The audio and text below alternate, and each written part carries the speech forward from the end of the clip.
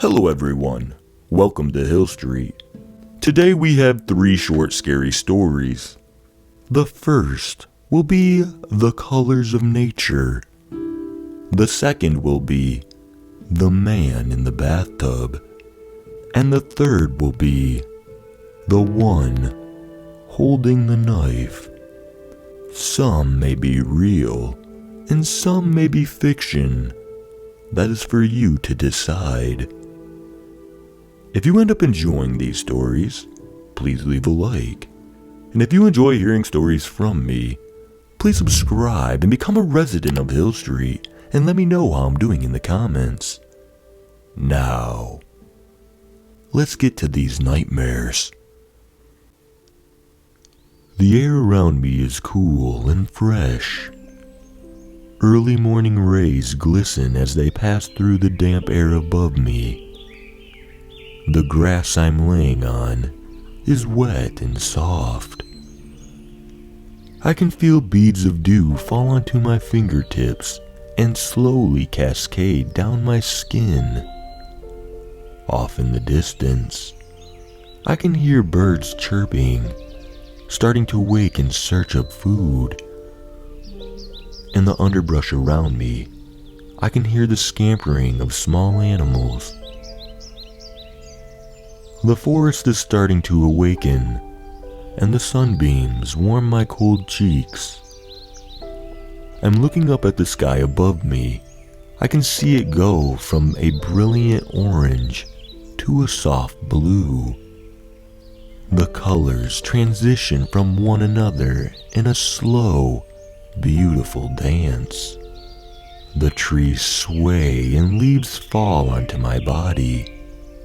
I watch as they swirl and slowly drift in the air. They are in so many colors, more than I have ever thought possible. Browns, reds, yellows, and oranges, so many colors. I feel as one lands on my cheek and sticks to the early morning dew. I had never noticed just how beautiful life was. Then I felt the first of the critters find me. I felt something tug and pull at my pinky finger.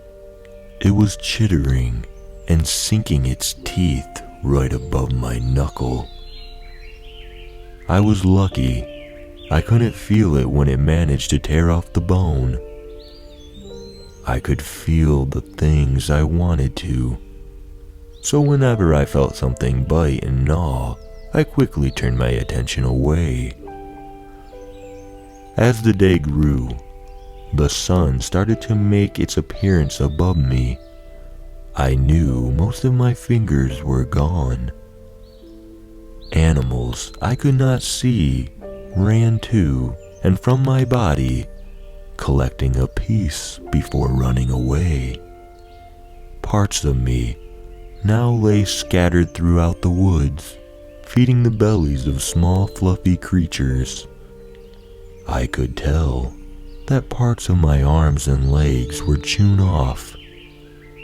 I could feel the cool autumn breeze through holes in my clothes that previously did not exist. The leaf on my cheek had dried and threatened to blow away with every gust of wind.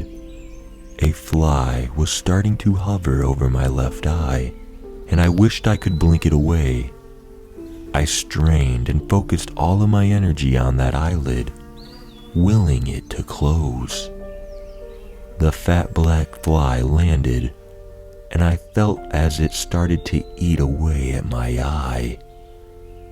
If I could, I would have screamed. That had been cut short the night before. When he had dragged me out here, I had fought and screamed. If I still had my fingers, I would have still felt the skin I had torn away from his face in my struggle. I didn't know who he was, or why he chose me.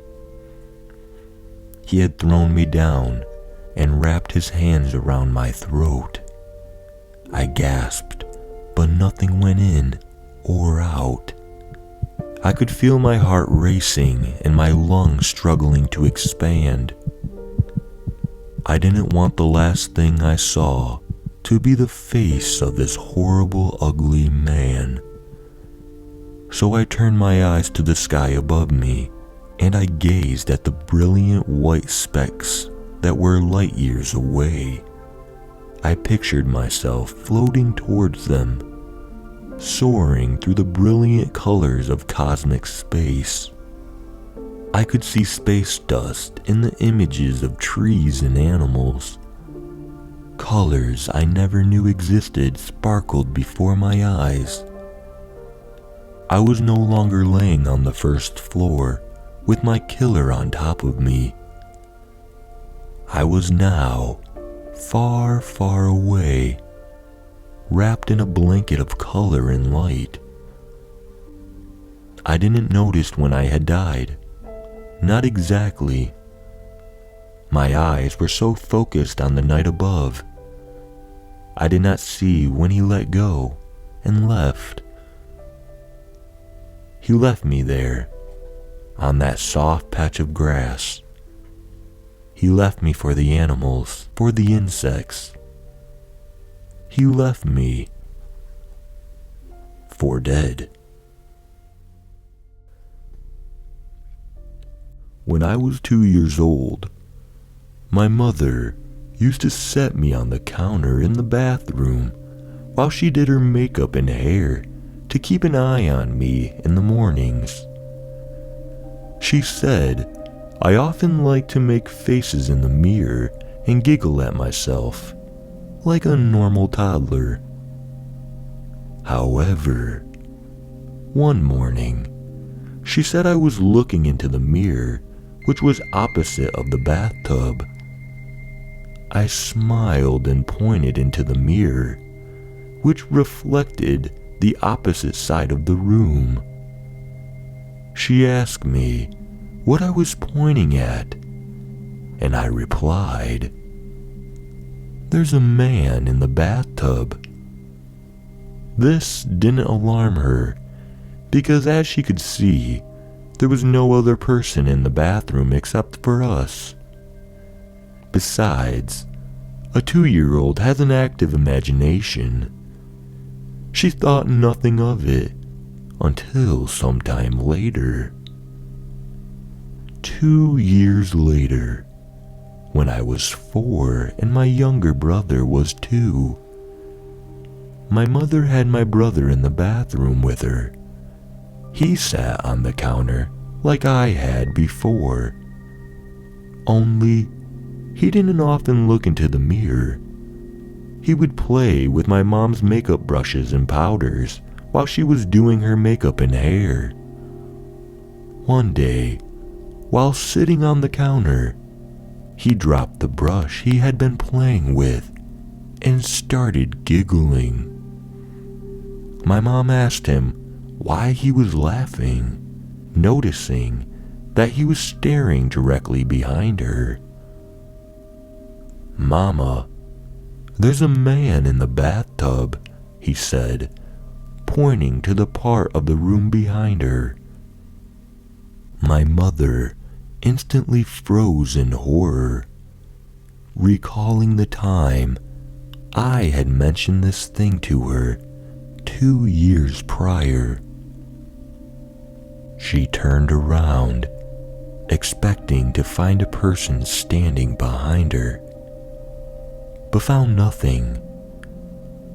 She is convinced to this day that children are able to see things that adults can no longer see, and my brother and I saw the ghost of a man who had passed away in the house from a heart attack years before we moved in. However, before hearing this story, for some reason, every time I was in the bathroom, I had to have the shower curtains open because of a never-ending feeling of being watched.